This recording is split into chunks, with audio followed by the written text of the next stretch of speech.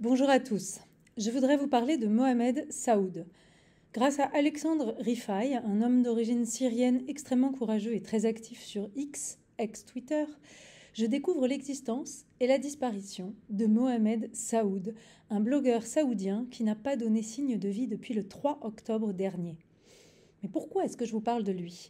Eh bien simplement parce qu'il s'agit d'un blogueur qui n'a jamais caché ses positions pro-paix au Proche-Orient et qui a même exposé à de nombreuses reprises ses accointances avec des Israéliens, hommes d'affaires, politiques.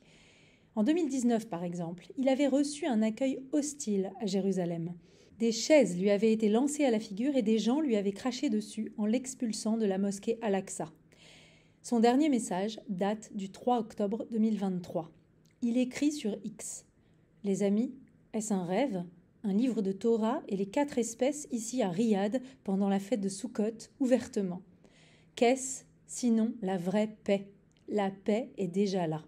Le 3 octobre, Mohamed Saoud devait rencontrer à Riyad Meir Bornstein, un homme d'affaires orthodoxe américain. On peut lire sur le site LPH que ce dernier a précisé « C'est une visite que nous avions convenue ensemble de longue date ». Mais ce jour-là, Meir Bornstein, qui devait donc le voir, a perdu contact avec lui à 10h19. À 14h50, l'homme d'affaires envoie à Mohamed Saoud « Tu es là ? Je suis dehors. Je commence à me faire du souci. J'espère que tu vas bien. » Et il ne reçoit aucune réponse. Ce jour-là donc aussi, le ministre israélien Shlomo Kari, qui était en Arabie Saoudite pour une visite officielle, n'a pas pu le rencontrer non plus.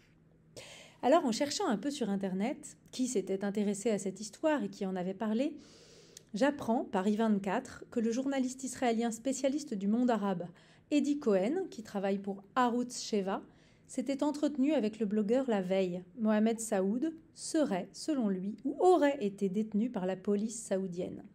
Selon des informations non vérifiées qu'une de mes connaissances m'a envoyées, Mohamed Saoud est détenu, écrit Eddie Cohen le 4 octobre. Il voulait faire un stream en direct avec le ministre Kari. Ils ont utilisé l'arrestation comme excuse pour fouiller son téléphone portable, poursuit le journaliste. Nous sommes en mars, 5 mois plus tard. Qu'est-il arrivé à ce blogueur saoudien en ce premier jour de Ramadan ? Espérons qu'il soit en vie et en sécurité. Allez, bonne semaine sur RCJ.